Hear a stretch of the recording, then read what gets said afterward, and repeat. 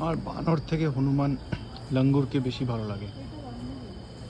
হ্যাঁ, এরা অনেক ভদ্র, জিনিসপত্র চুরি করে না, চশমা চুরি করে না, ফোন চুরি করে না।